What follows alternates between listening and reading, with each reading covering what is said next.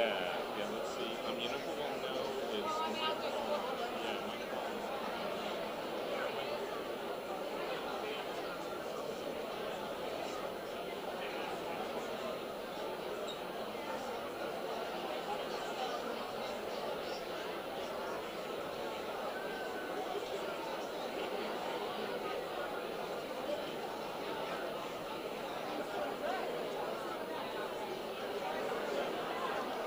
Okay, time to get your last cup of coffee.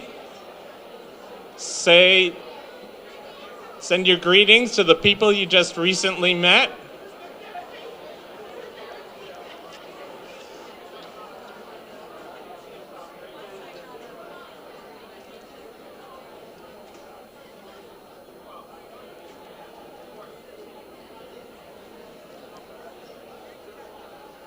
Since this is a high school cafeteria, maybe we'll have the hall monitors, make sure that everybody's back in their seats.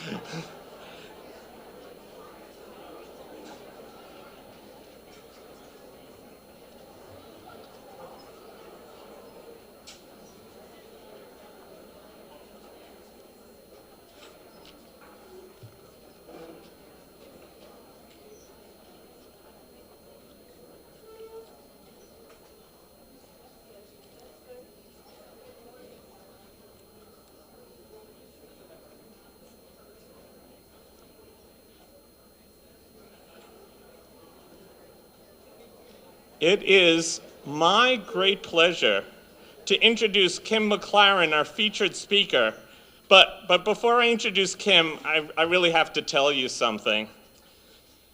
You know, a few months ago, I was kind of mindlessly flipping through the channels after dinner, and I stopped at channel 2.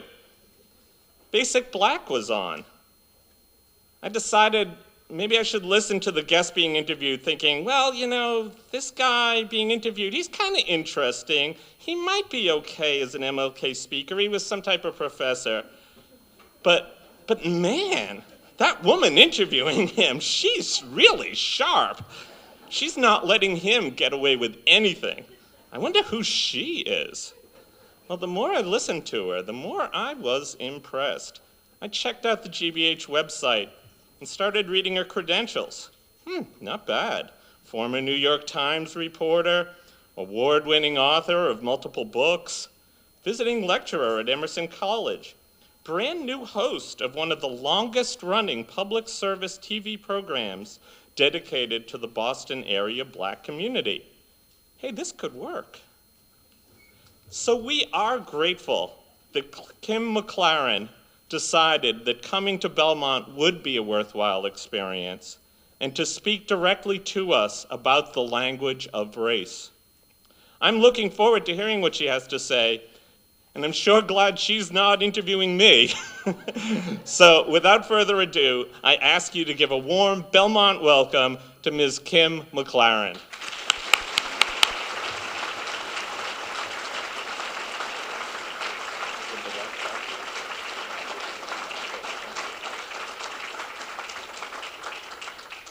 Good morning. Thank you so much, John, for that wonderful welcome. Just before I came up here, my son spilled orange juice all over my notes, so a mother's job is never done. Like, why now? It is now 9:43. Okay. I want to thank you so much for inviting me here. It is an honor and a privilege to be addressing you on this day honoring Dr. Martin Luther King, Jr. I'm going to jump right in because I have a lot of ground to cover, and it's been stressed to me that I need to keep this to about 30 minutes at the most. And when John first said that, I said, that's not going to be a problem because I'm a night owl, and I'm usually not even awake at this time of morning, so I'm not going to have much to say unless I have 12 cups of coffee. But then when I sat down to write, which is how I think, through my fingertips, because I am a writer first and foremost, I realized that there was, in fact, a lot I wanted to say, and the trouble would be trying to winnow it down. So where to begin? I wondered, should I talk about Dr. King himself, about what his work and his legacy has meant to me personally? As much as probably anyone in this room, I am a child of the dream.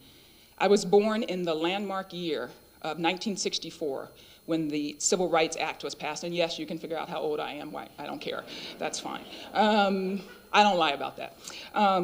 I was born, in fact, in the very same city where Dr. King would later lose his life, Memphis, Tennessee. I attended desegregated schools all my life, and then a desegregated university. I've worked in desegregated newsrooms and desegregated offices. And I use that word desegregated advisedly because, of course, desegregated is not the same as integrated. We all know that, right? We still don't have an integrated society, but we do have a desegregated one. So I've attended desegregated schools and a desegregated university. I've worked in desegregated offices. I've sat down at lunch counters in the South and out and never been denied a place legally, although I have felt uncomfortable. I have voted in every county, state, federal election since I was 18. I vote religiously, and never once have I ever been turned away. None of this is true for my mother, none of it, who is still alive and well and living in California. And I stress that because when I talk to young people, I teach at Emerson, and when I talk to young people sometimes, they think this stuff is ancient history. They're like, slavery ended 150-something years ago. Why are we still talking about that stuff? But of course, slavery was not the end. There was all that came afterwards, and this stuff is right here. It's in my lifetime. It's present, and that's important to know. And on this score, and it's far from insignificant, this small slice of Dr. King's dream has most certainly come true. And that's worth saying again and again on this day in which we honor him. So for these reasons and others, of course, it is right to honor Dr. King. And so the question becomes how best to do so. Maybe I should talk about that, I thought. We just taped a show for this topic on Basic Black. And in doing the research for that show, I discovered that this day is celebrated in very different ways in different parts of the country. In the South, I have a friend who lives in Florida who says they have major marches. They have big parades and speeches. Some places, some communities focus on volunteerism, on having days of service where you go out and paint a school or clean up a park. Those of us in the Northeast seem to like to have breakfast most of the time. And I think that's because it's 18 degrees outside, so we're not marching and we're not painting any schools, not today. So all of these things are good. All of these things are things we should be doing, as well, of course, as teaching our children the truth about Dr. King and his legacy and the movement he served, and then tried to recreate. But as Dr. Dale Andrews of Boston University said on the show, the best way to honor Dr. King is to work in his tradition. That means working as a community, as people who care, on specific, concrete, tangible social justice goals, which is precisely what you're doing here in Belmont, and I salute you for that. King criticized the failed Albany movement of 1961, which sought to end racial discrimination in that city, as having goals that were too unspecific and too vague. He and others returned to Atlanta and retooled what became known as the Southern Strategy to target specific, concrete, highly symbolic inequities. That was the way. This led to the campaign in Birmingham, or Bombingham as they called it then, which was a tremendous success and propelled the civil rights movement. And that's what we need to do today. So I think we honor Dr. King by lobbying Congress to end No Child Left Behind, which is a debacle if ever there has been one. We honor Dr. King also by getting my friend Beth, who teaches at the Washington Irving Middle School in Boston, a computer with internet access for her classroom. I asked her what she would like. She said, a computer with internet access. Yes, I hope you are as appalled as I am. She said, maybe also a telephone in my room so that I can call my children's parents when I need to talk to them and have them come in. I think we can do that as a society, okay? I think we honor him by opposing the expansion of casino gambling in Massachusetts. Yes, I went there, okay? The impact of casino-style gambling upon the criminal justice system, the social welfare system, small businesses, and the economy are generally negative. Most experts agree, despite what casino owners and some politicians may tell you. And yes, gambling is a tax on the poor. Why does Chelsea have one lottery retailer for every 363 residents, and Milton, where I live, have one lottery retailer for every 3,600 residents? Okay? We honor Dr. King by helping people in Roxbury oppose BU's plan to open a level 4 biolab in that very dense community. especially without proper safeguards. A lab where scientists will be able to work with Ebola, plague, anthrax, and other dangerous germs. We honor him by being honest about the fact of where such labs and toxic sites tend to be located. I guarantee you, if they tried to open an Ebola lab in Milton, where I live, or here in Belmont, what would happen? Forget about it, as they say. We, of course, honor him by working to combat the scourge of violence taking our young black men. And we work by not blaming them for what's happening, but by blaming ourselves for allowing it to continue. We all have to do our part.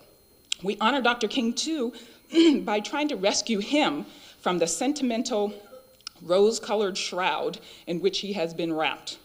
Doing research for the show, I came across a lot of articles in which people were talking about what they believed Dr. King stood for. And most of them said something like this: Dr. King stood for peace and love and harmony. Really? I asked. One teacher said she taught her students to honor Dr. King by not fighting with their siblings at home. Now, as a mother of 2 young children, I'm all for anybody teaching them to stop bickering. But is that really what Dr. King was about? Of course, Dr. King valued love and harmony. But if all he was interested in was peace, he would have stayed in his church and told all the black folks in Birmingham and Greensboro and Mississippi to do the same. Sometimes I wonder if we've confused Dr. King with Barney. Sometimes I wonder if we've confused Martin Luther King with Rodney King, who said, "Can't we all just get along?" I'm sure you know this, because you people are very enlightened. But just in case, let me say, Dr. King was about a lot more than peace and love and harmony. King was no colorblind dreamer. First, from the start, he was a direct and powerful threat to the entrenched power structure in this country. And as he matured and expanded beyond his 1963 I Have a Dream speech, he grew a lot in those 5 years before he died. His critique of American life grew ever more far-reaching and ever more radical. All of us like to remember his words about judging a man by the content of his character, but far fewer of us like to remember these words. True compassion, he said, is more than flinging a coin to a beggar. True compassion comes to see that an edifice which produces beggars needs restructuring.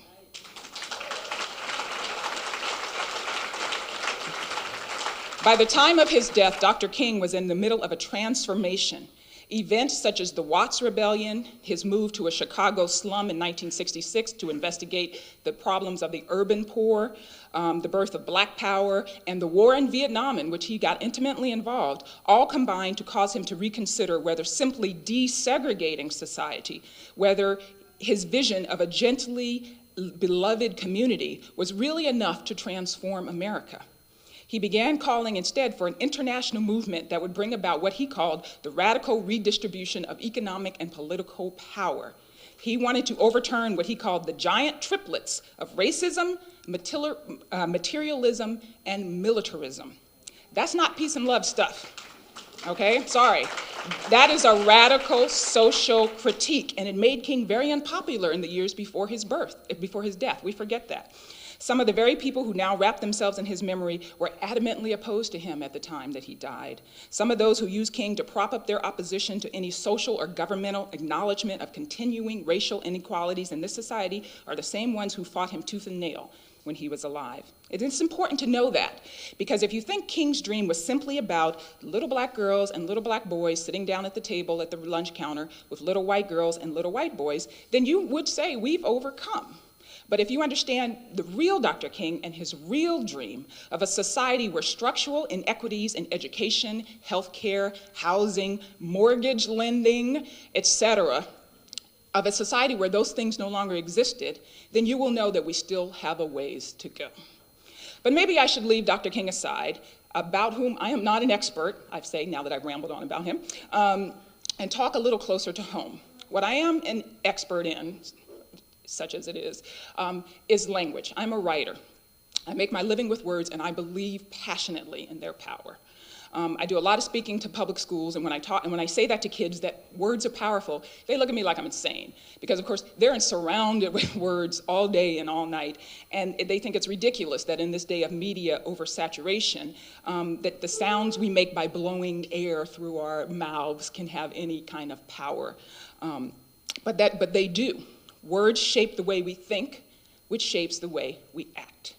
There's a reason people fight over labels: pro-choice, pro-life, freedom fighter, terrorist. There's a reason novels are still banned in parts of the world to this day. There's a reason Abraham Lincoln said to Harriet Beecher Stowe when he met her, of course the author of Uncle Tom's Cabin, "So you're the little lady who started this great big Civil War."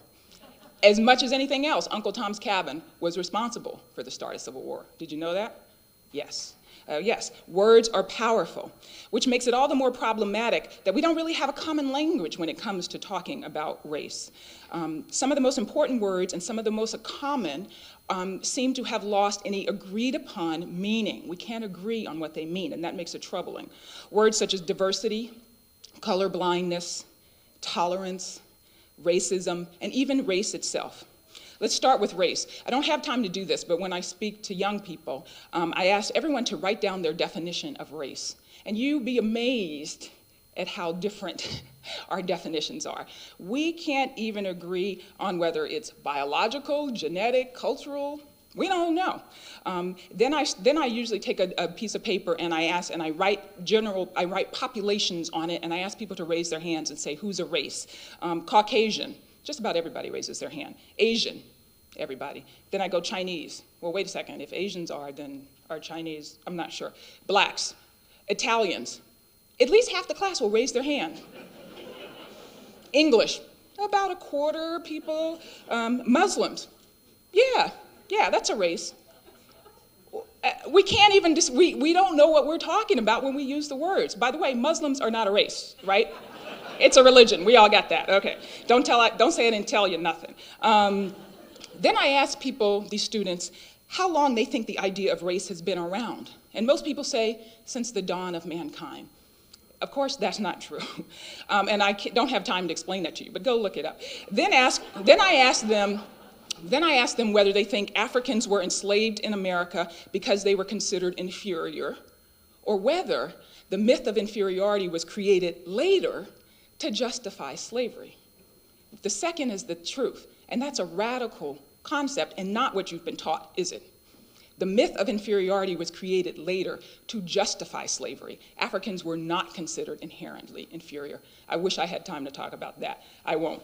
The point being that we can't agree on the very concept about what we're talking about. And that makes it difficult to have a dialogue of any real substance. I'm going to move on to some other words. Colorblind. Where do we even begin with this one? Just last week, a friend of mine, insisted to me, a white woman, insisted to me during a discussion about Barack Obama that she was colorblind, that she did not see race. This happens to me constantly, and I'm sorry, but I just don't buy it, okay? It's like saying, I don't notice whether you're a woman or a man. I don't see your gender. I really don't. I just don't see it. I just don't see it. You're just a human being to me.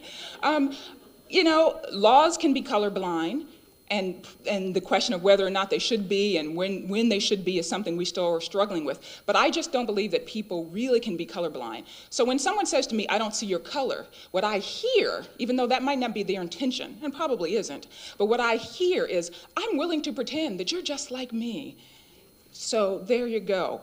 This is problematic, of course, for many reasons, and things go quickly downhill after that until we can't have a real discussion about what the person perhaps really means, which is that he or she tries not only to see my race or to make assumptions about me based on my race, that he or she is perhaps color neutral, which is what he's probably trying to say. But I've already got my defenses up, and we're in problems. So I suggest that we all strike colorblind from our terminology and substitute color neutral if you must, okay?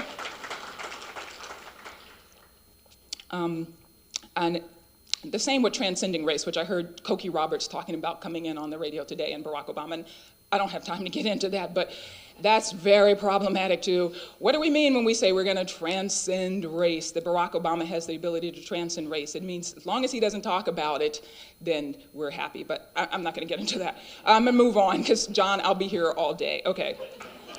So next we're moving on to tolerance. I read this word just yesterday in the New York Times in regards to a homophobic incident, and they talked about teaching tolerance. Go look up the definitions of tolerance. You'll see a lot about pesticides and drugs and toxicity. Basically, a tolerance is what a person or a plant can put up with before they die from it, okay? Is this what we want to teach our children about living with others of different races and religions and ethnicities? You can put up with a little bit of it before it kills you? Try saying to the next person you meet, hey, I'm going to tolerate you. No, let's strike that one too, okay? What we mean, of course, is acceptance, appreciation, understanding. We don't mean tolerance. Tolerance, if somebody says tolerance to me, ooh, okay. Okay, race card. Big problem, not going to get into it. I'm going to move on to the biggest boogie word of them all, racism. The OED, the Oxford English Dictionary, defines racism as a belief or ideology that all members of each race possess characteristics or abilities specific to that race, especially to distinguish it as being either superior or inferior to another race. So by this definition, let's look at some well-known incidents of the past year that captured all of our attentions in the media. We started with Mel Gibson, who I think was actually the year before, and his anti-Semitic ravings. Don Imus, then this dog person, maybe some of the younger people know in this room, the bounty hunter or something. I just kind of glancingly paid attention to that one. Michael Richards, and the latest one is a Dookie, to my chagrin, I'm a Dookie. This Kelly Tingman woman who said about Tiger Woods that maybe we should lynch him in a back alley. Did you hear about that one? But she didn't mean it. Don't be appalled. She didn't mean it when she used the word lynch him in a back alley. All of these people opened their mouths and outgutched these words, words which by any reasonable standard, if there is a reasonable standard, might be called racist. And what happens afterwards when they're called on it? Each person, to a man or woman, rises trembling and ashen to declare himself or herself not a racist. And what is our societal response? Some black people, a lot of my black friends say, yeah, right. Okay, see, all you have to do is scratch the surface. That's black people, a lot of black people's, not all of them, but a lot of black people's reactions. And some white people say, what's the big deal? You're being oversensitive. And then other white people say, well, what about rap? What about hip hop? What about Snoop Doggy Dogg? How come they use these words? Which is how so many conversations about race and racism in America end up centering on black pathology instead of racism itself. Okay, and then finally, many of us, black and white, Latino and Asian, say, yes, Don Imus, you are a racist. Racist, racist, racist. Get out of here. Bad man. Go away. Now, okay, now that's done. We've gotten rid of the racist for a few months anyway, until he comes back with a bigger contract. We've gotten rid of that nasty racist, and the problem is solved, and now we can move on.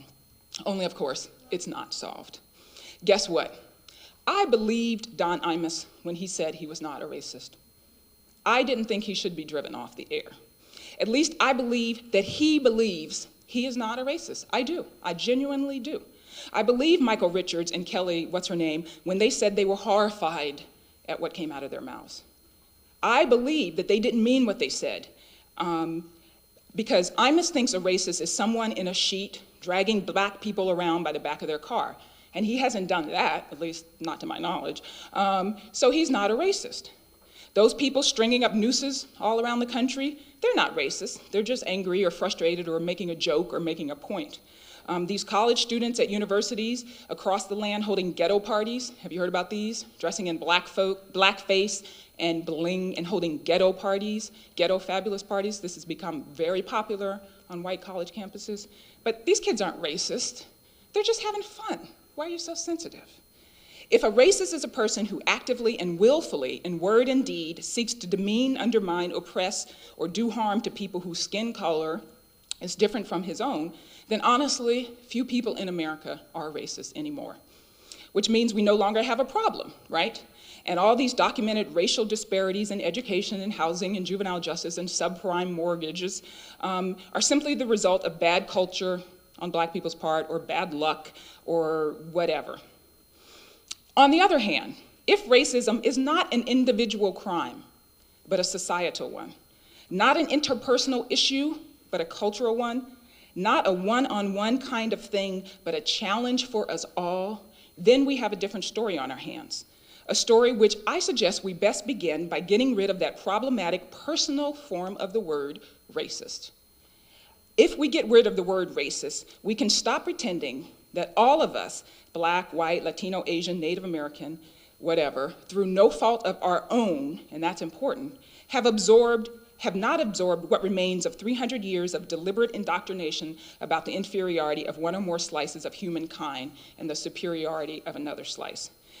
You understand what I said? That all of us, Black, white, brown, have absorbed these beliefs, these stereotypes, these misunderstandings about each other, and yes, about ourselves. We all have. Listen, I have an aunt, actually she passed recently, but I had an aunt who would rather chew bricks than trust her life to a Black doctor, right? She had absorbed the myth of inferiority about Black people as much as anyone. And if she has, okay, you say, well, she was 89 when she died a few years ago. Times have changed, right? Wrong. Who knows who Kenneth Clark was? I'm sure many people in this room, right? The doctor who did the doll experiments in the 1950s, which formed the basis for the Brown versus Board of Education, where he showed black and white dolls to Black children and asked them, here's the white doll, here's the Black doll. Which is the good doll? Which is the pretty doll? Which is the smart doll? And which doll looks like you? That was 1956, okay? Last year, a young Black filmmaker, a young woman, performed the same experiment with a bunch of young Black preschool kids. Which one is the pretty doll? Which one is the smart doll? Which one is the good doll? And which doll looks like you? Devastating. Go look it up on the internet. That last picture of the little Black girl, when she realizes she has identified the white doll as being pretty and smart and beautiful and good, and then this is her. It will tear your heart out. This stuff is still with us. And if this child has absorbed this indoctrination by the tender age of 6, what makes me so darn certain that I haven't? And what makes you certain that you have not? The crime is not having absorbed it. How could you not? Growing up in this society. The crime is refusing to recognize as much and to do the work required to root this indoctrination out.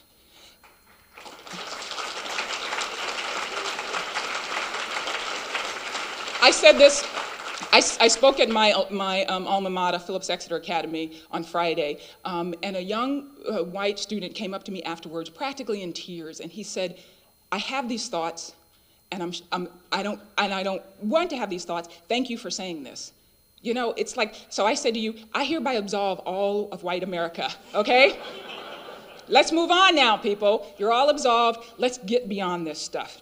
And here's my confession, and it's fresh. I offer it to you. It comes from that very incident. On Friday, I attended an MLK celebration at Phillips Exeter. I was invited to lead one of several workshops, which was great. But when I got the program, I wanted to check out who the keynote speaker was. Turned out it was a law professor and a writer named Frank Wu, W-U. So what do I think of this? What did you think of this, I might ask? And I'll tell you, to be honest, not much at first. My gut level response was irritation, maybe even a flash of anger. I said, now, why would they get an Asian man to speak on Martin Luther King Day? I mean, we only get one day in January, and then we get a short little month next month in February, and that's it for the whole year. And they're going to bring an Asian man in here to talk about this? This was my gut level response. I'm being very honest with you. But guess what? Frank Wu was brilliant. I learned so much from him, not the least of which was that even someone who spends a lot of time thinking about race, which I do, needs to check her thinking every now and then. Wu spoke a bit about the stereotypes he has encountered as an Asian American, from little white boys who assume a karate stance whenever they see him walking down the street. I was stunned by that. To white or Black adults who ask him to fix their computers or perform calculus in his head. He talked about how the model minority stuff can be as stifling and damaging as the myth of inferiority by which Africans in America were pegged. Honestly, I'm not sure I can believe it can be quite as damaging, but it was good for me to hear him say that. I needed to hear that. It was good to be reminded by him that when the great W.E.B. Du Bois said his famous line, "The problem of the 20th century is the problem of the color line," that he didn't stop there, which is what we usually do in quoting him. The whole quote goes, "The problem of the 20th century is the problem of the color line, comma, the relation of the darker to the lighter races of men in Asia and Africa, in America and the islands of the sea."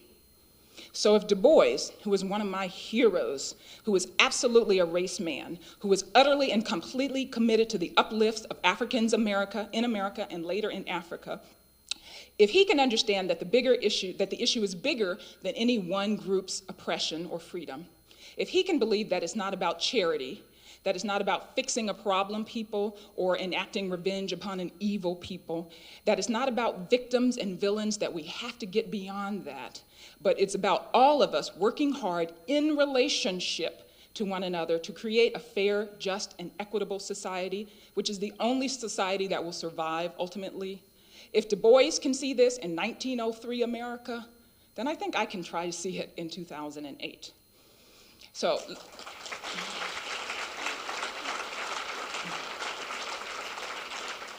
I'm gonna end here on a positive note, because that's what they teach you to do in speaking class. Okay. And I'm going to end on a word we can use to describe this complex racial society that we're trying to, in which we already live and that we're trying to recreate. And that word, of course, is diversity. According to the OED, again, the OED, I keep a pocket, I'm a writer, I keep that in my back pocket. The quality is, according to the OED, diverse is the quality of being diverse, different, or varied, of being unalike. It's a simple, neutral, and unassailable word.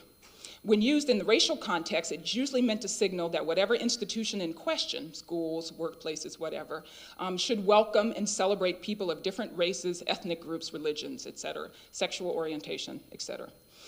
As an aside, I think it's interesting to note that the word is mostly used when referencing people of color entering a heretofore white environment.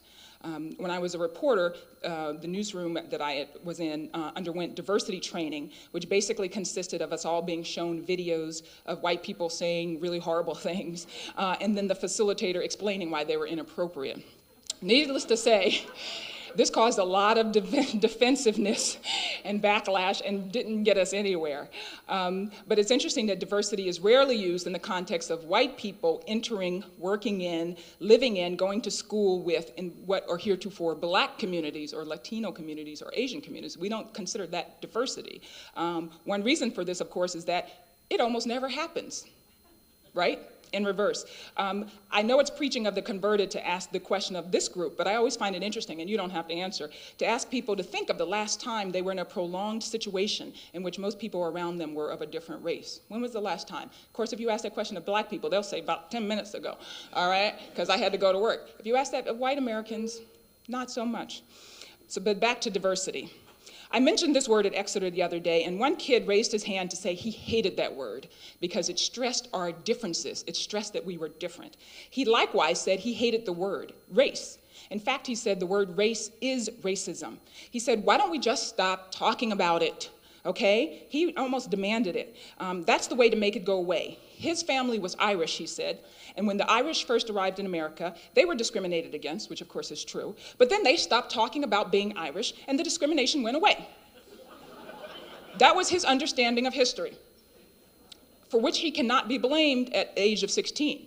If he's 32 and he still has that understanding, he can be blamed. So I tried to give him a brief history about the creation of whiteness in America, which I won't bore you with, but which I hope you know, and it was a creation, and the important distinctions between the immigrant experiences, which is not to distract from those experiences, which were very hard, but there were important distinctions between that experience and African Americans' experiences.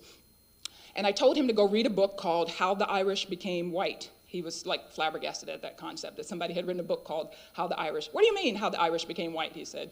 Go read the book, I said. Most importantly, I told him the fact that race is a social construct, and it is. Race is a social construct. There's no biological basis to race. There's no black gene, there's no white gene. Race is a social construct, but that does not negate its continuing power over our lives. If you doubt it, let's look at the subprime mortgage crisis. I just did a show on this too, so I'm fired up, okay? Recent studies from New York University and other groups show that black and Hispanic borrowers were far, far more likely than whites to be steered into these high-cost subprime mortgage loans during the housing boom, even after you control for factors such as income, loan size, and property location. Now, the mortgage industry says this is not discrimination because the federal data doesn't include stuff such as credit information, so we can't really compare apples to oranges. And individual mortgage brokers say, I'm not racist. I'm an individual, I don't make those. But how long can we ignore the fact that individual choices and individual decisions cumulatively form racial patterns? We cannot ignore this. What this means at any rate is that we are diverse, not only because our skin and our hair and our nose shapes are different, but because our experiences in America are based on those things, like it or not. We are alike too, of course, so much so. We hold some very important things in common, but some critical parts of our experience stand world and world apart. And pretending that either one of these things is not true, not going to get us anywhere, people. It's not going to get us to where we want to go. I suggest, of course, that we celebrate diversity instead of wishing it away, especially since, as you know, the United States is becoming increasingly diverse. By the year 2050, white people, Caucasians, whatever that means, will be a minority in America. By 2050, we will be a minority-majority country. It's going to be a huge shift. So diversity is going to be with us for a while, whether we like it or not, and we just can't wish it away, and we can't rush our way through it and get to some magical future place where all this stuff is done and we don't have to talk about it. That kid, like many people I encounter, wants to just stop talking about it. Well, here again, let me quote Frank Wu, because although we had been working on the same idea, gosh darn it, he came up with a better phrase for it than I did. I had been trying to hack through some complicated idea about how we as Americans are so darn goal-oriented. We always trying to just get to the vacation spot and take the pictures and get home. We're always demanding a pill before we even get the diagnosis. We're always trying to spit out the answer before the question is ever even really asked. I was trying to make some kind of tortured analogy, but Frank Wu and I, did it better. So why reinvent the wheel? And I'm giving credit where credit is due. Frank Wu said, diversity is a process, not an outcome. Just like democracy is a process, not an outcome.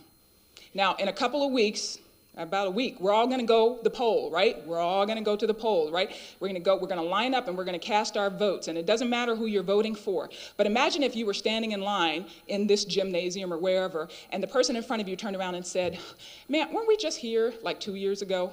Didn't we just vote? And are they going to ask us to come back and vote in another 2 years? When is this democracy stuff going to be done? Can we just move on already? No, of course not. Democracy is a process. It is always ongoing, and thank goodness for that. And so is diversity. It is always changing, always evolving, always becoming, and isn't that what makes this country great? And it is a great country. Thank you very much.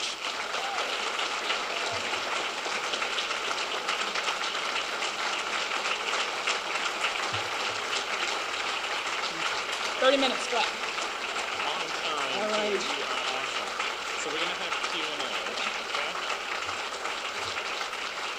Good job. I really appreciate it.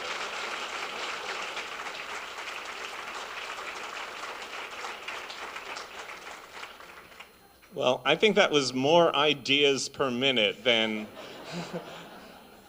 I've experienced in a while. So thank you so much, Kim. Now, we do have a few minutes for some question and answer. And what we have is we have a portable microphone. June over here is going to be our microphone person. Notice I didn't say microphone woman because, okay. And what we ask you is to raise your hand, have June come over so that everyone can hear your questions and so that Belmont Cable will have it too. And so if you could just raise your hand, and then Kim is going to provide us with whatever wisdom we need, okay? So who'll be first? Give me credit for being first. I'm all out of wisdom, so take it easy. Go. I was just wondering your thoughts on, there are many people running for office. Looking at the Democratic Party, we have a woman who is running with her husband. And we have Mr. Obama, who happens to be black. And often I hear, that was good. Speak right. Often I hear, that I've heard a few times Mrs. Clinton or someone close to her say that after all, she's a woman, we got to get a woman in there. Mr. Obama, who happens to be black, we've never had a black, or a woman president. Where do you go, stretch what you're saying a little bit farther, that he has two minorities, if you think of it that way, a woman and a black running. Mr. Obama never mentions that I know that he's black, and you should vote for him for that reason. I don't want to vote for either because of their minority-ish. How do you bring what you're saying into that when there's other minorities working together? Did I say that? I think so. This is a very complicated question, and I could talk for another half an hour on it, so I'll try to be brief. There's a lot to tease out there, and I find it heartbreaking that it has come to this, honestly, this divisiveness between the two campaigns.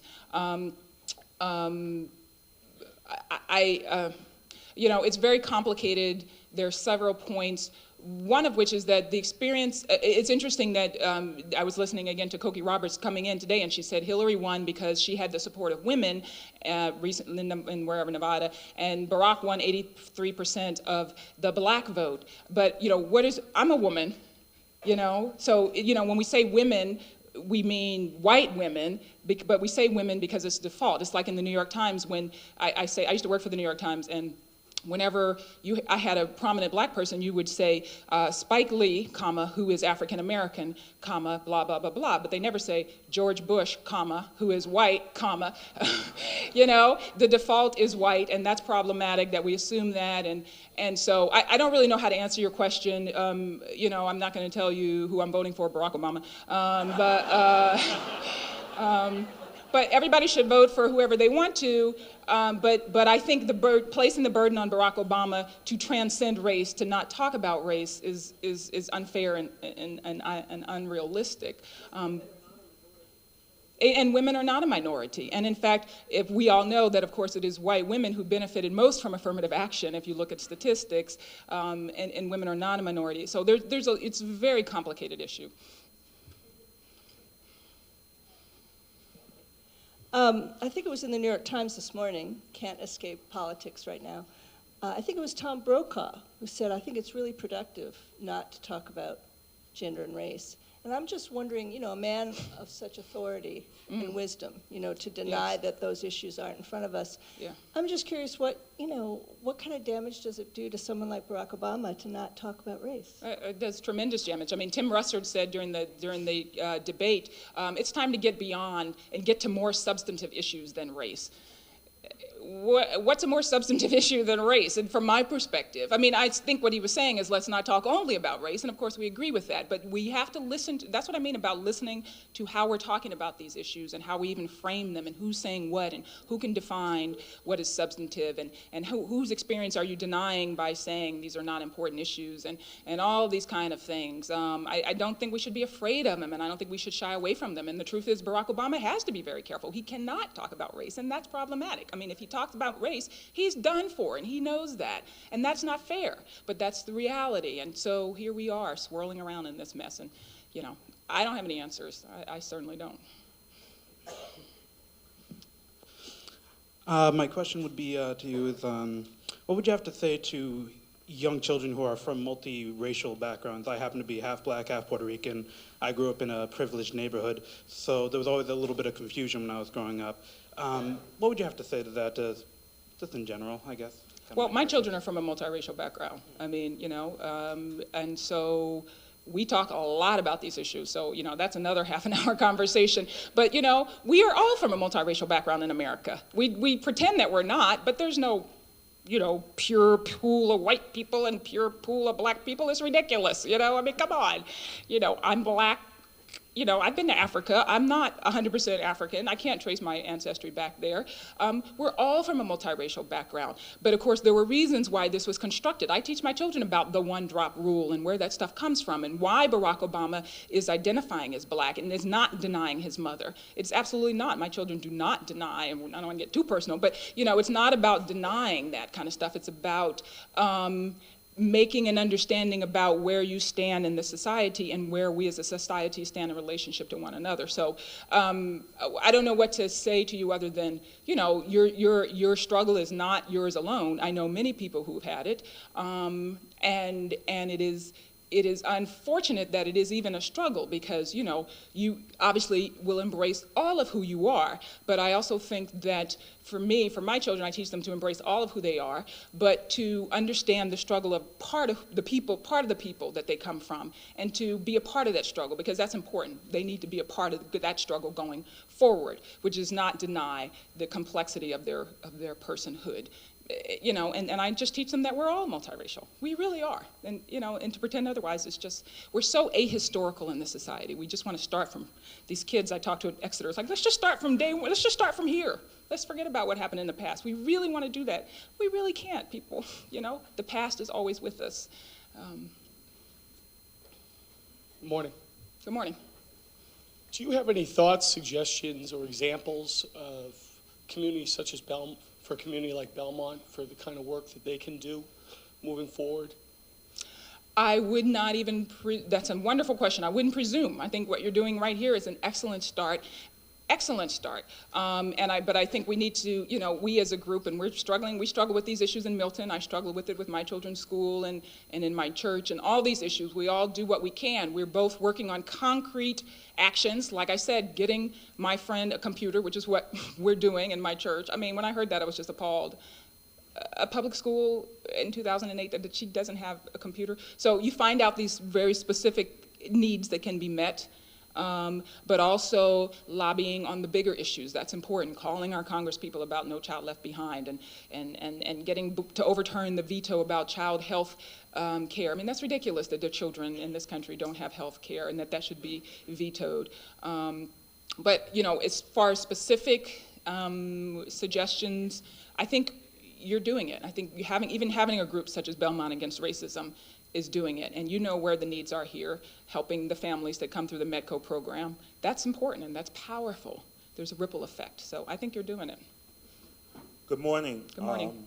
Just recently, there have been a number of outbursts from Clinton surrogates concerning Barack Obama's background, and many of the pundits that you watch on television wonder how the subversive attacks on Barack's character will affect black turnout in the general election. I just wanted to get your opinion on that. I think it's going to get some people out to the polls, and I hope it does. I mean, I think it will. I think that will increase voter turnout. I think it'll backfire on them.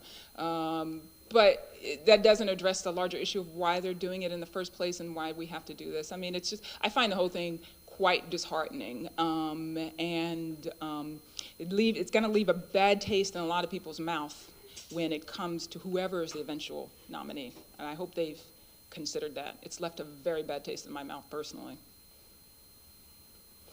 I simply wanted to say that I really appreciated your comments about the power of language. And I would invite anyone from the school committee or the school system here to consider having you come and speak to some of our faculty. Because in my own experience, my own family, we struggle year after year after year with the kind of attitude and racism towards my children who happen to be of a mixed background. And there's just this constant battle to try to get them to see see beyond the color of their skin in terms of what they are capable of academically and socially, and you name it. And so I would invite you, I would love for you to come and speak to the faculty at the Chenery Middle School, for instance, to get them to be a little bit more aware of how their words have power. Right. I'd be happy to do that. And the point I want to make, I mean, we're going through this everywhere. We're going through this in Milton. This happens. And that's why I say, honestly, I absolve everybody of being a racist. Because, I want to just go and do that because that just, people get, you come in, it's so loaded and so language, and people get defensive, and there's nothing you can do beyond that. It's not about any individuals being a racist, but we all have absorbed this stuff, and it gets impacted. I see it with my children. I'm very on about going into their classrooms early and day one and talking to the teachers and making sure, because this stuff, people do subconsciously transmit expectations about people based on their color of their skin, and denying that is the problem. If you recognize it, you can stop it. But if you deny, I'm not racist, I don't have this stuff, that's when the problem has, because it does leak out. I've heard it and seen it in my own children's lives, that their teachers have said things that would horrify you. And these are not racist. These are well-intentioned, well-meaning, enthusiastic, passionate people who are in there because they love it. So I'm not condemning them. I'm trying to get them to open their minds and see that they've absorbed this stuff just like I have. I've absorbed it. What makes you think you haven't?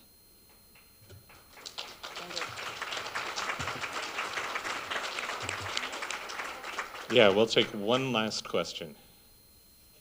Well, I'm thankful for the fact that they discriminated and permitted me to speak. I enjoy this affirmative action. But I wanted to ask you, could you speak a little further to the point of how you get the diversity among folks who are discriminated against overcome, so that they can work together against the institution which cripples the society?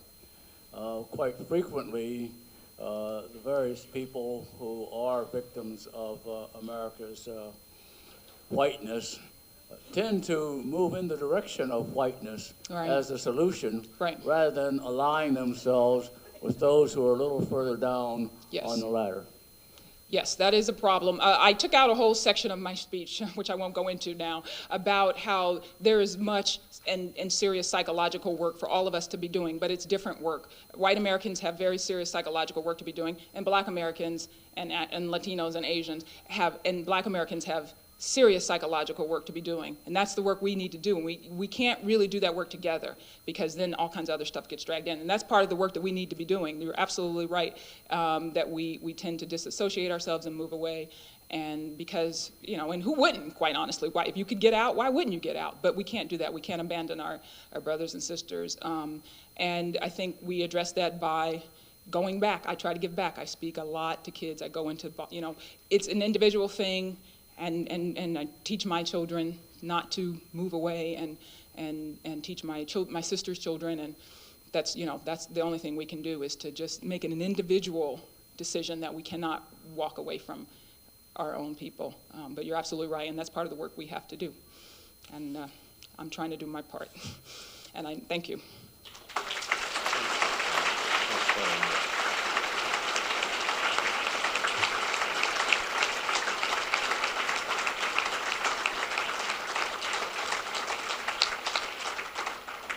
So I know that Kim has another speaking engagement, so we want to thank her for putting Belmont first in her schedule for this important day.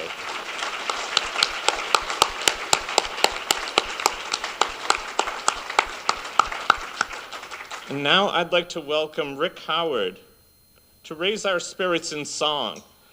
Rick received the Urban Music Award in 2006 and is working toward completing a CD. He is a minister of the Born Again Outreach Ministries in Mattapan, and he's sung all around the world. His daughter is a 3rd grader at Wellington, and his son is a 4th grader in the Belmont Public Schools. Let's welcome Rick.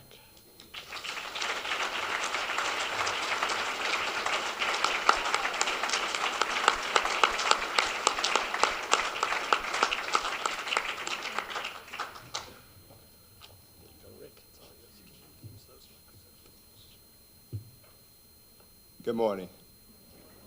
We wanted to just thank you for this opportunity and this privilege to be here. It's really such a privilege to see each and every one here and how much power that's in this place. When we look in this room, we see different colors, and we've all come together for one common reason or purpose. That's to make a change. And that's very powerful in itself. So I would give each and every one of you yourselves a hand, a round of applause. We're all here. I want to do the song. It's very known to each and every one of us since the National Black Anthem, Lift Every Voice.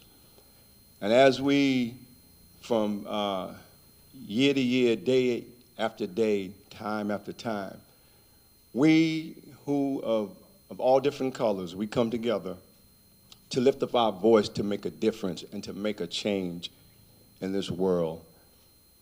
And once we do that, we can continue to make a change to others who are colorblind and those who don't believe. But by us coming together, standing together, we are strong. We know, we've heard the saying, together we stand and divided we fall.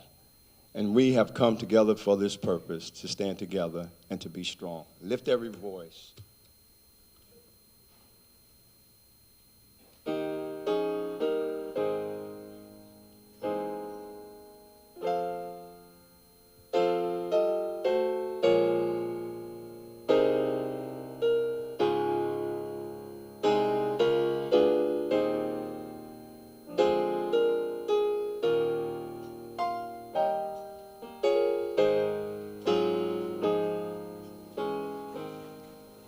Lift every voice and sing till earth and heaven ring.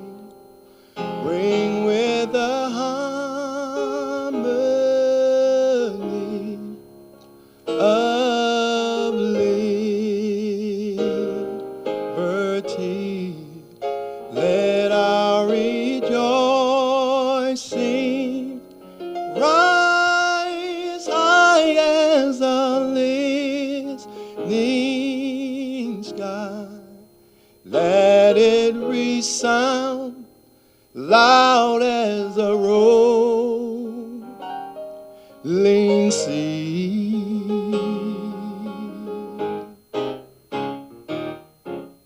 Sing a song full of the faith that the dark past has taught us. Sing a song full of the hope that the present has brought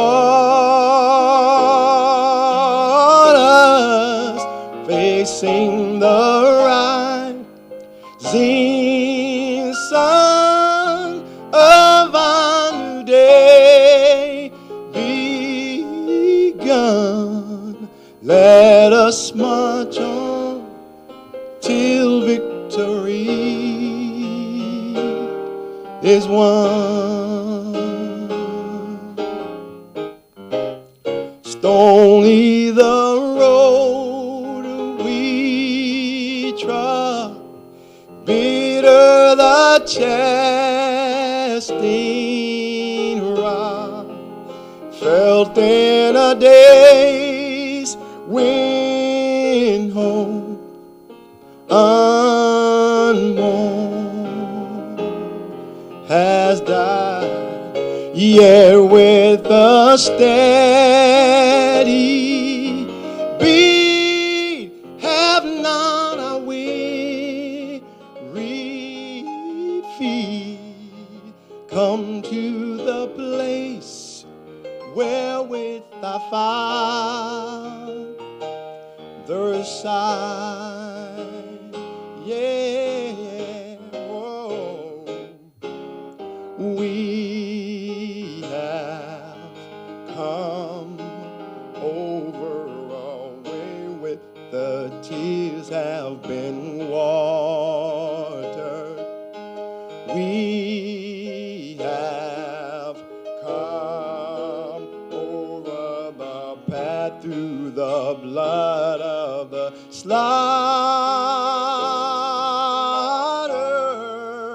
out from the glooming past till now we stand at last. Let us march on till victory. Let us march on till victory. Let us march on till victory. Let us march on till victory. Let us march on till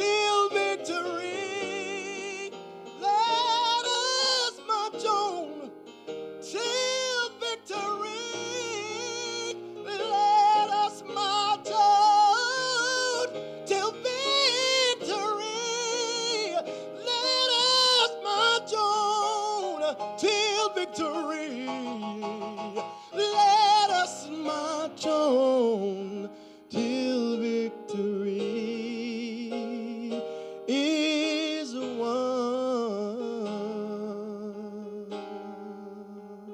Oh, yes.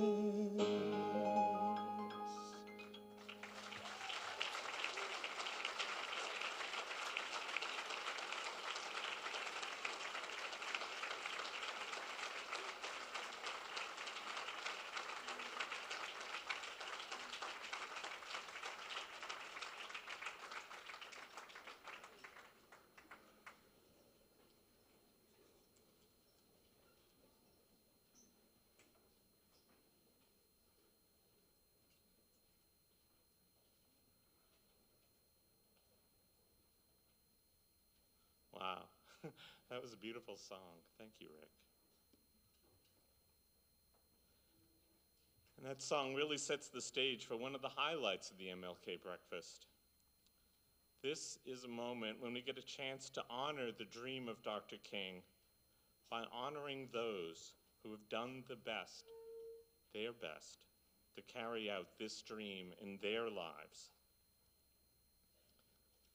Mike Collins is one of the founders of BAR, and he's gently teaching me about the history and values of BAR, and he's currently acting as our vice president.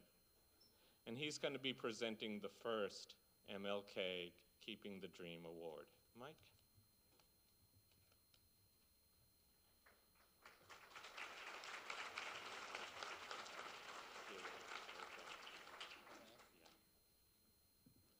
Thank you, John.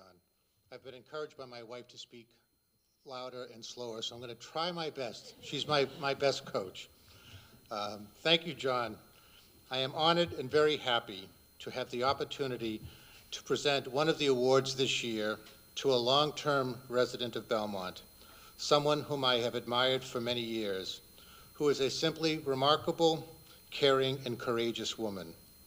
Her life story and journey is one that truly honors the dream of Dr. King.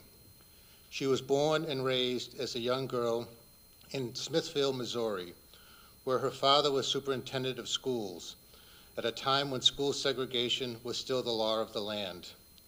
Smithfield was an all-white town, and Buell Kramer, her father, was troubled when he found that African-American children in surrounding communities were not getting any education.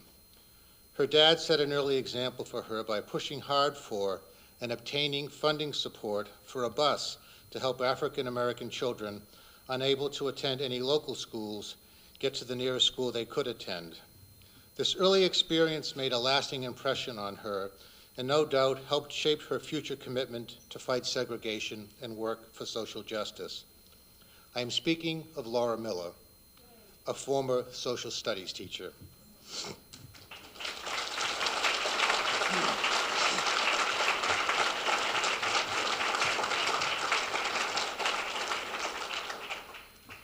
Laura moved to Belmont as a young wife and mother in 1959 and joined what was then called the Fair Practices Committee.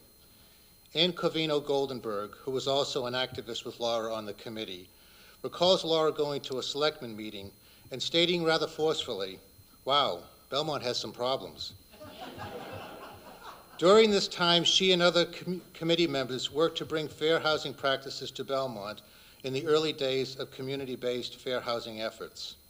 While Laura is and always has been a straight-talking, no-nonsense person, she also engages with tough issues and with people with whom she may disagree in a manner that expresses the strength of her convictions without denigrating others. It is her fundamental respect for others that has made her effective in all of her related efforts to serve. Laura became a widow while still a young mother, when her geologist husband, John, died of bubonic plague after returning from working in the Southwest, where he had contracted the disease. Though a return to Missouri and family support might have made life easier for her, Laura stayed in Belmont and began a professional career as a tour and convention planner and relocation worker, and became a member of and later president of the Chenery Elementary School PTA, involving herself in efforts to convert the Chenery into a middle school. During this time, Laura, Ann Goldenberg, and others became involved with Freedom House in Boston and founded and operated a summer camp exchange program for Boston and Belmont grade school students that ran for 3 years. Laura's son Roger remembers going to the Roxbury Boys and Girls Club and the Winbrook School on alternative days for this exchange program, and Ann recalls pool parties here in Belmont for camp participants. Laura endured her second deep personal loss when her 20-year-old son Kirk was killed in an act of violence by an unknown assailant in Boston in 1973. Kirk had been active in sports and summer camps, and so Laura and the family accepted donations in lieu of flowers to send city children to a Goodwill summer camp. Such a loss would have turned many inward and fearful of the larger world, but Laura continued to engage with her community here in Belmont and beyond. In the late 1970s, she was part of a First Church Unitarian group that sponsored an ethnic Chinese family, 2 parents, 2 children, and a grandmother, caught up in the tragic era of the boat people from South Vietnam. Laura drove the youngest child to nursery school at the Bethel Temple and later helped the family move to a larger place in Belmont. Now, 25 years later, they are homeowners in Waltham. In the late 1980s to mid-90s, Laura was active in the struggle of the people of El Salvador during the brutal civil war in that country, first with the sanctuary movement at the First Church in Belmont. Later, she was a founding member of the Belmont El Salvador Sister City Project, supporting the return home of refugees who had been driven from their villages. Laura and the group played a pivotal role in helping raise funds for water and irrigation systems, homes, and most importantly, a schoolhouse community center for the people of El Higuero. Laura worked with people from First Church in the early 90s as volunteers at the Bristol Lodge Family Center, bringing along high school volunteers and introducing new generations to social action and the power of personal commitment. Laura has also hosted international students in her home for over 20 years with students from Nigeria, South Africa, Japan, New Zealand, Belgium, and Spain. Finally, Laura has been an active member of Belmont Against Racism since our earliest days, sharing with the members of BAR her wisdom, experience, perspective, and actively participating in many of our programs, including this annual community breakfast. If this award were given for lifetime achievement, Laura Miller's life, her commitment to social justice, and the way that she has shared her humanity with so many would clearly more than qualify her. I am so honored to present, on behalf of the Board of Directors of Belmont Against Racism, this 2008 Dr. Martin Luther King Jr. Award to Laura Miller.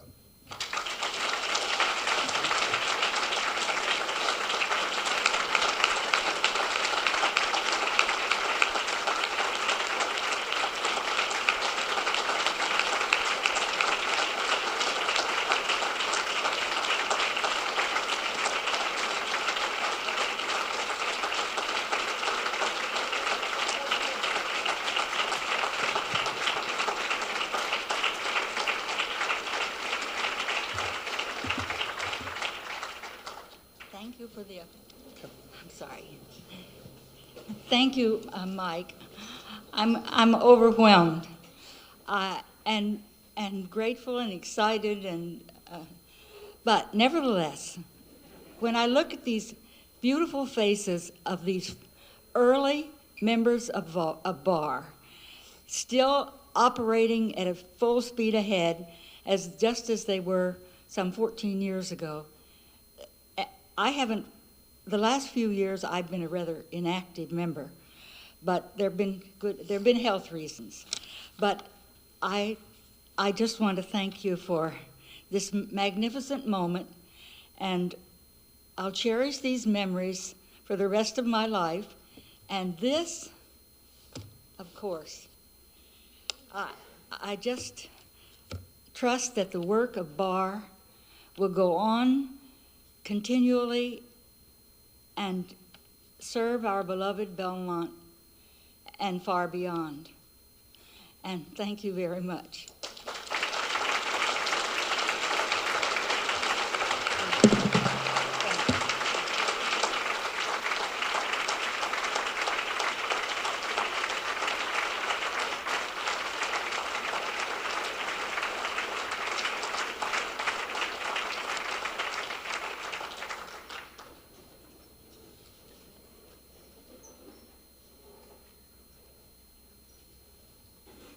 Our second set of awards goes to a family that continues to amaze all of us with their courage, their passion, and their commitment to the path of nonviolence. Many people in this room, including many of our elected and appointed town officials, were able to bear witness to this courage at the second annual Herman Taylor III Peace March and Rally a few short months ago. Many of you will remember that it hardly rained at all this entire summer. It was one of the driest on record. But on this September 11th, the day of the rally, it rained, and it rained hard the whole day. But when the time came to march early that evening, the rain stopped.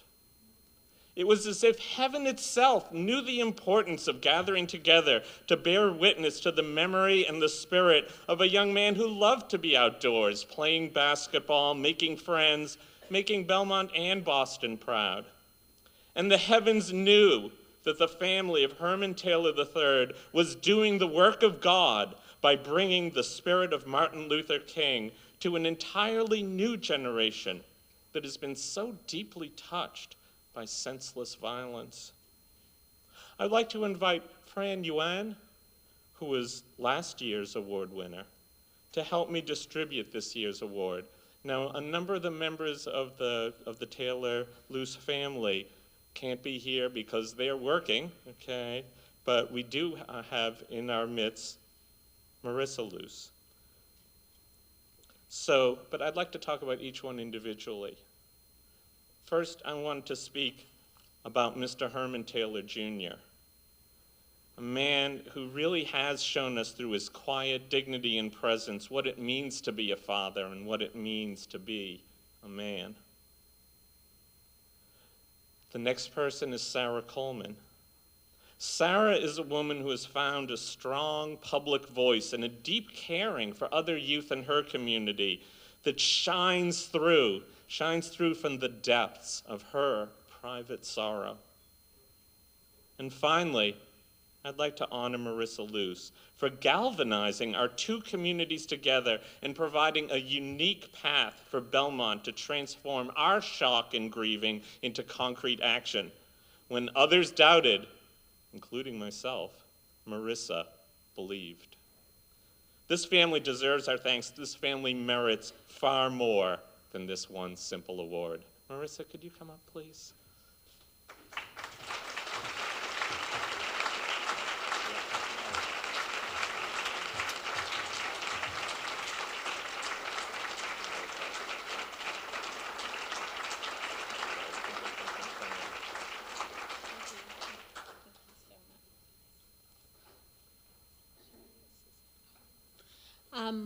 On behalf of my family, I would like to thank Belmont and the Belmont community as well as BAR for all of its support over these past 2 years.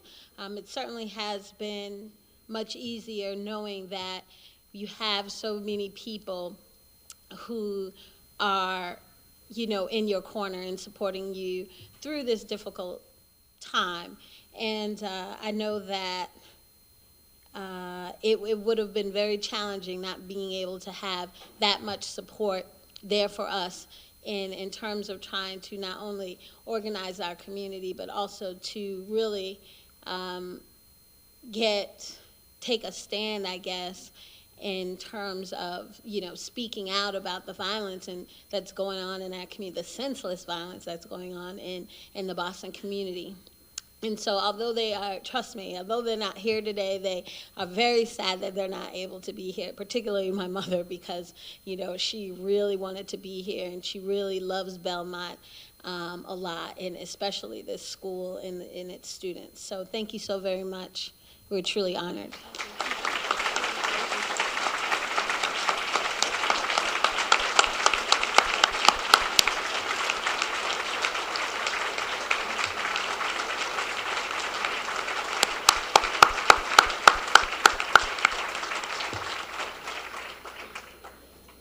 These people inspire us to greatness. Few of us are called on to do so much. But all of us can do our part just as Laura Miller and others have been doing their part for the last 20 or 30 years. One simple way is to support the values of true community by giving all of our children from Belmont and Boston a chance to work together, learn together, and have fun together. Now, I'm about ready to tell you a secret.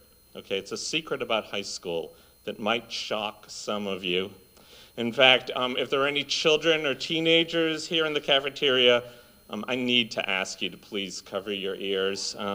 That's right, cover your ears. You're not supposed to hear this. School committee members, you should probably turn the other way. Okay, now here it is. The fact that your school administrators don't want you to know.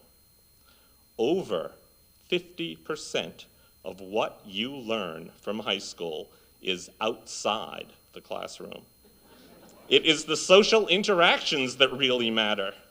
Not homework, not SATs, not grades, not exams, not social studies, but social interactions with your classmates. It is basketball, chorus, football, student council, drama club, the senior musical, flirting and holding hands in the hallway, soccer, field hockey, the prom. It is outside the classroom. It is social. And most of this entire social experience, this 50% or more of high school, happens after school. So how can we deny our Boston students the chance to participate in the very fabric of the high school experience? And how can we deny our Belmont youth the chance to make the types of friendships that only come from being on a team together, singing together, and laughing together? Many of our Metcoast kids have to wake up well before 5 a.m. every morning to get the MBTA bus, to get the train, to transfer to the Red Line, to get the bus from Alewife, to finally arrive at high school. Now imagine having to do the same long trip home again after a long, hard practice, after a long rehearsal, after staying late for some extra help before that chemistry exam. I get exhausted just thinking about it. That is why we have the after-school transportation fund. It gives our Boston youth the chance to fully participate in the real high school, the social high school. This breakfast is the only reason why the after-school bus to Boston even exists. It isn't in the regular budget, it happens here. Now, I'm happy to report that this program has been and continues to be a real success. More and more students use it, so more and more of our high school community benefits by this participation. But every trip costs money. Have you paid for a taxi to the airport recently? Well, it's not that bad because our students are sharing the rides, but the cost of transportation sure isn't going down next week or next year. Last year, we raised over $9,000 for the after-school transportation fund. This year, we really need to double that amount to reach somewhere between $18,000 and $20,000. That's the price of success. That's what it takes to bring everyone into the total social experience that is high school. So we are asking you to think hard and dig deep. On your tables are envelopes for your checks and pledge cards if you don't carry a checkbook. The checks are made out to Belmont Against Racism, and the money goes directly to the school department. If every family in this room pledges $50 to $100, we will certainly reach our goal.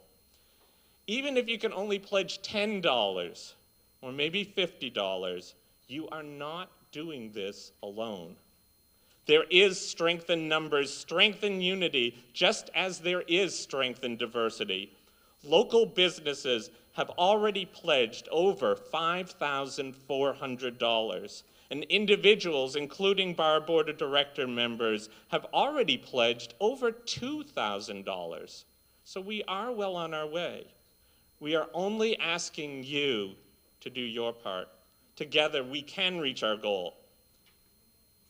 Now, while you're writing out your check or your pledge, we're going to have a brief musical interlude. After that, members of the bar board of directors will be circulating throughout the room to collect your checks and pledges. You just put them all in that manila envelope on your table. So get that high school spirit. Get on the bus, fill out that pledge, and please help us make room on that bus for a new friend.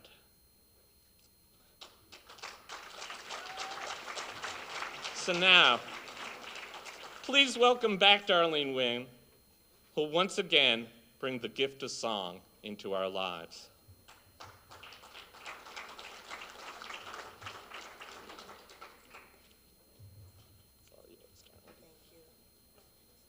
Thank you again.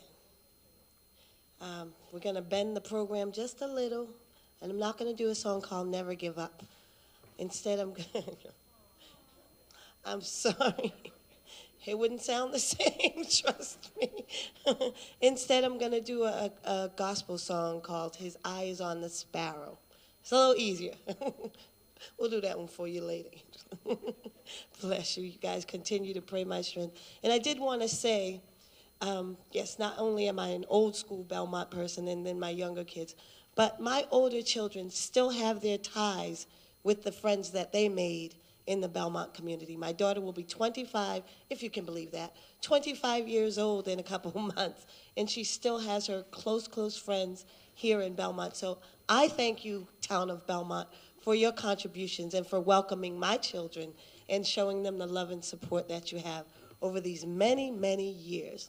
One other thing I want to point out, Marissa is my niece, and I cannot be more proud of her for all that she's done with the Bar Association's help and all that she's done for our community. I publicly, as I do privately, thank you for being the wonderful young lady you are. And her family came in too.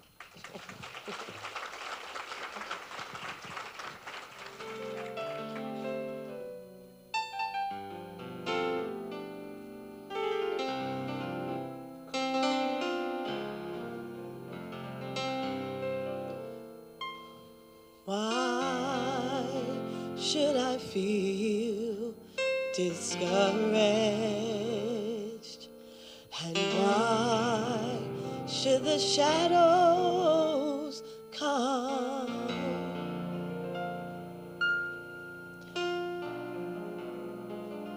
I'm a little ahead of the CD. Why should my heart be lonely?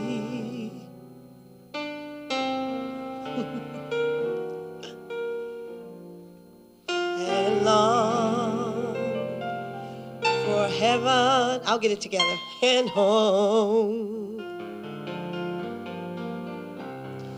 When the Lord is my portion, constant friend is He. His eye, it's on the sparrow. Oh, yes, it is. And I know He watches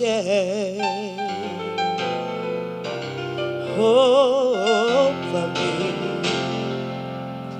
I sing because I'm happy. I sing because I'm free. For His eye is on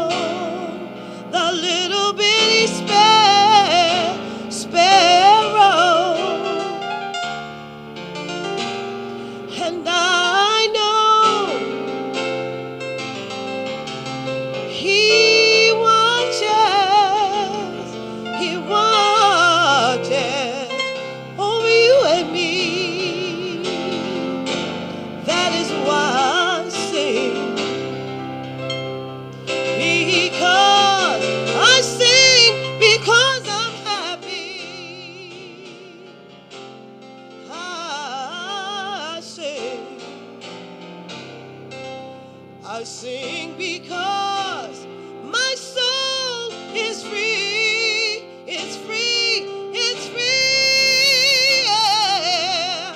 His I, his own. That little bitty sparrow.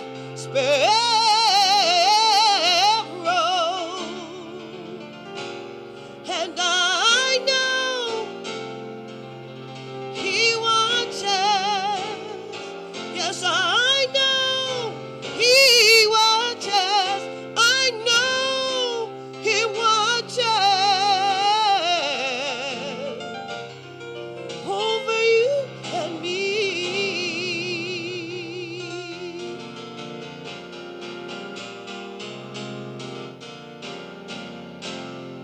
I was a little ahead of the music, but thank you.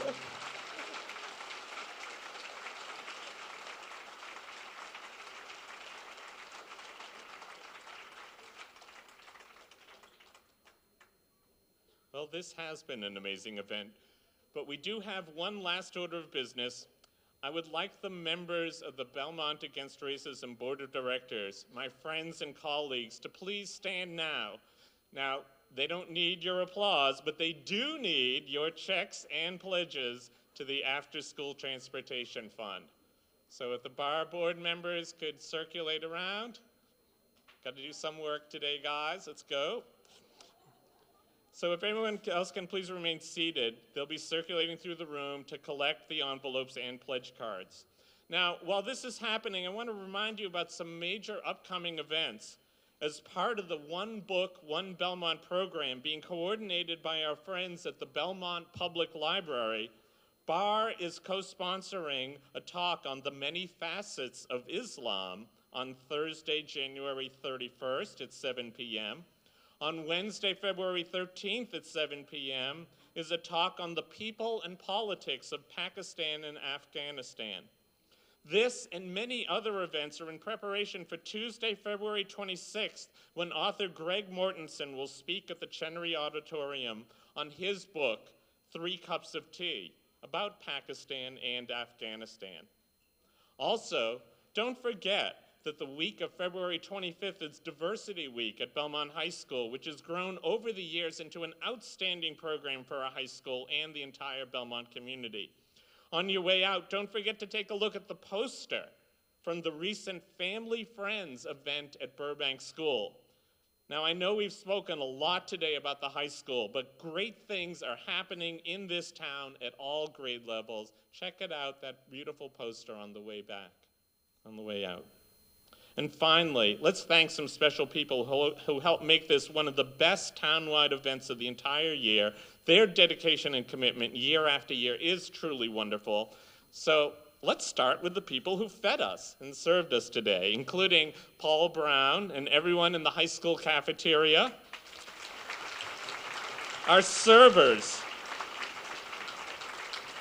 Our servers included many volunteers from AmeriCorps who we are delighted to have joining us for the first time this year. The food was coordinated by my friend Charlene O'Connor, back there, of Belmont Against Racism. The program committee was led by June Roberts of BAR, who worked tirelessly to pull all the pieces together. Other BAR board members include Jonathan Jacoby, who led the volunteer corps, Carol Sabia, who does the after-school transportation fundraising, Steve Friedman, who produces the programs and is our treasurer, and Shauna Townsend, who is a critical bridge between BAR and our Medco parents. Denise Dabney and Natalie Scholar coordinated all the reservations and name tags. When you signed up, it was them who was doing the work in the background. And I also have to mention Catherine Bonfiglio. Her mom is ill, and so she couldn't be here today. But she really does deserve special credit for everything she does for BAR and for the MLK breakfast. Thanks, Catherine. Lauren Becker, our town's youth services coordinator, stepped in pretty much at the last moment to lead the children's activities, and Kids Space has once again provided toys for the daycare room. Rich Preston Rich, you're wonderful. He volunteers his time every year to handle the sound system, and Jack Lyons and the custodial staff are always there to help. Let's give a hand for Rich and Jack. Thanks also to the high school's Belmontian Club and the Metco program for all their support. Standing beside me, Diane McEwen and Rebecca Barkowitz. They're the sign language interpreters. And of course, we are indebted to all of our performers and speakers. Principal Mike Harvey and the entire Belmont High School staff are our hosts today and deserve special thanks. We also want to thank the ministers who have led us in prayer. All Saints Episcopal Church and First Church Belmont, Unitarian Universalist, also provided the decorative centerpieces on our table. This support from our religious communities, coordinated by the Interfaith Belmont Religious Council, is always greatly appreciated. Now, these baskets here, actually, if people are interested, they do need homes. So if you can find a good and loving home for those plants and baskets, that would be appreciated too.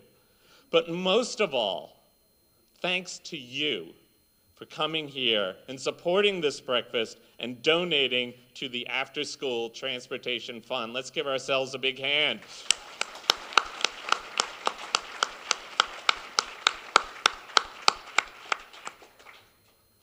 Now, we'd like to close with a final prayer, and it's led by Diane Elliott of First Church, Belmont's Unitarian Universalist congregation.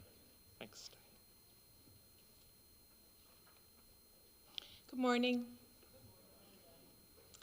This morning, we've heard stories of racism and anti-racism. We've been asked to reconsider the words colorblindness and tolerance, and to lift up the word diversity. We've been asked to check our thinking, or don't believe everything we think. So in that spirit, I call us together for this moment. May the work of Martin Luther King continue to uproot justice wherever and whenever we encounter it. May we continue to speak out against injustice, to speak even if we are afraid our words will not be heard. May the voice of His Spirit continue to flow through our daily lives. May we hold on to His courage as we continue to stand for justice, truth, and reconciliation, despite the many challenges and the controversies that we face. Martin Luther King went to the mountaintop. He saw the promised land, and he tried to reassure us that we will get there one day. May that be not just a dream, but a reality in our own time and in the time to come. And in that spirit, may I hear the people say, Amen.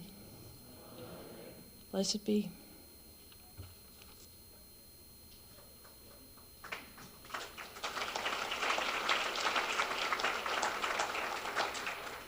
So this concludes our program. Thank you all for coming. We really appreciate all the participants, and we wish you a wonderful rest of this day.